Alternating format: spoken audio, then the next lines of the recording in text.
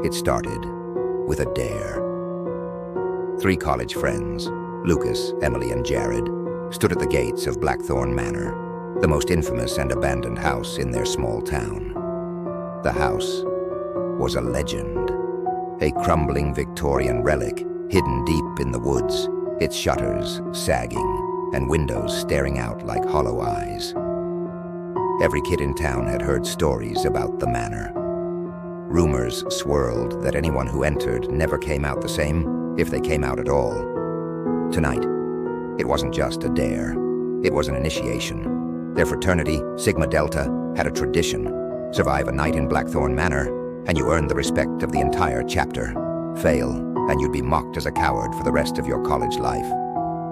Lucas wasn't one to back down from a challenge, so here they were, flashlights in hand, ready to prove themselves.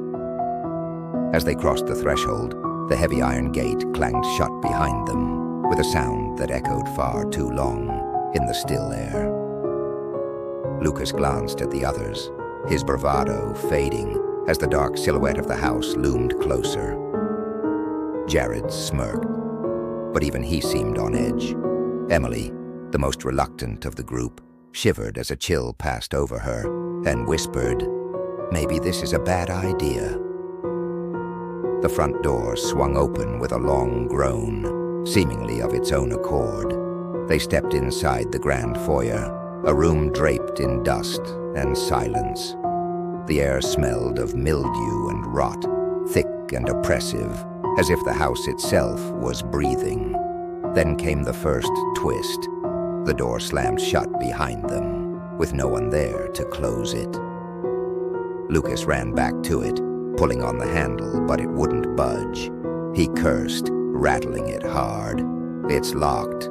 Jared gave a shaky laugh. "Locked in an old house. Classic horror movie, right?" They tried to play it cool, but the air felt heavier now, like something was pressing down on them. As they moved through the rooms, there was an odd feeling, like they were being watched. Shadows seemed to shift when no one was looking directly at them, creeping at the edges of their vision. They reached the dining room, a grand space with a long, rotting table in the center. In the flickering beam of their flashlights, they could see it. Plates set neatly with tarnished silverware and dust-covered glasses. But that wasn't what caught their attention. There were 12 chairs around the table. "What the hell?" Emily whispered. "Why is everything still set, like someone's waiting for dinner?" Then came the second twist. There were 3 more chairs at the head of the table, one for each of them. Jared stared at the chairs, then back at the others. "This has got to be some kind of joke, right? Someone's messing with us." Lucas shook his head, but before he could say anything, the lights went out. Pitch blackness swallowed them, the silence deafening. Emily screamed as a freezing gust of wind blew through the room, extinguishing their flashlights. When they fumbled to turn them back on, Lucas froze. There was a figure standing at the head of the table. It was a man, or at least what used to be a man. His skin was gaunt and tight, almost paper-thin, and his eyes were nothing but hollow pits, black as the void. He pointed at them, one by one, his voice raspy and low. "Sit down." They didn't move. No one breathed. The man's eyes, or the shadows where they should have been, locked onto Lucas. Now. Against every instinct telling him to run, Lucas stepped forward and took a seat in the nearest chair. Jared followed, hesitating only a second before Emily, shaking and terrified, took her place beside them. Then, the third twist. The moment they sat, they couldn't stand up. Their bodies went rigid, like invisible hands were holding them in place. No matter how much they struggled, their limbs wouldn't respond.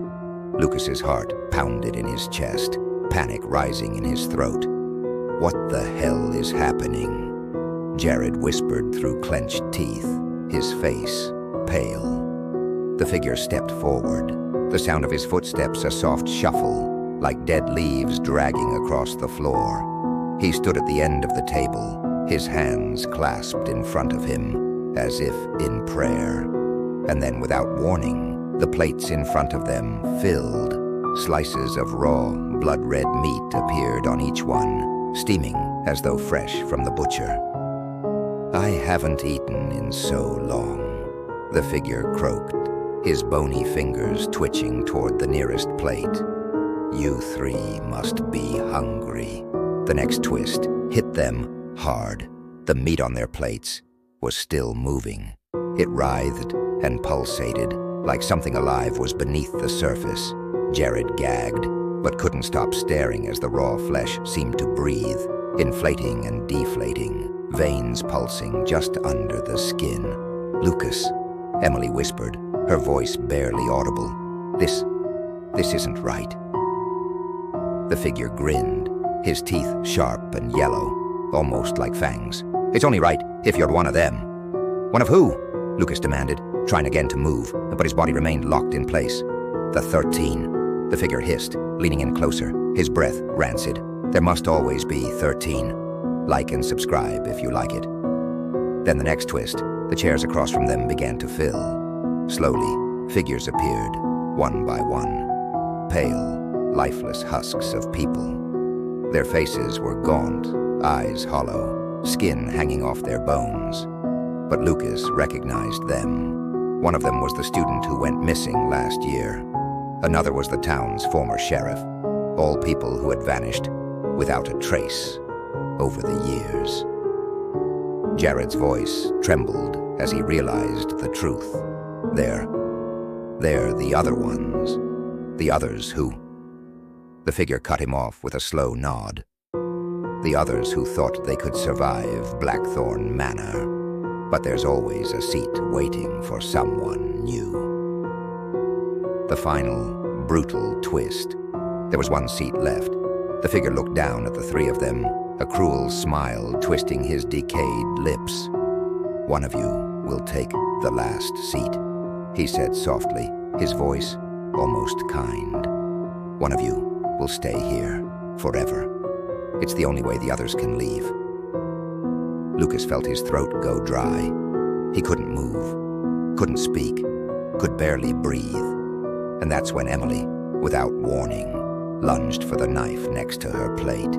Before Lucas or Jared could react, she plunged it into Lucas's chest. He gasped, his vision blurring as the pain ripped through him. The last thing he saw before everything went dark was Emily, standing over him, her eyes wild, her lips trembling. "I'm sorry," she whispered. "I'm so sorry." When Lucas awoke, he was seated at the table. His friends were gone. The room was empty, except for the figure at the head of the table, and the 13 chairs. They were all filled now. The man smiled. "Welcome home."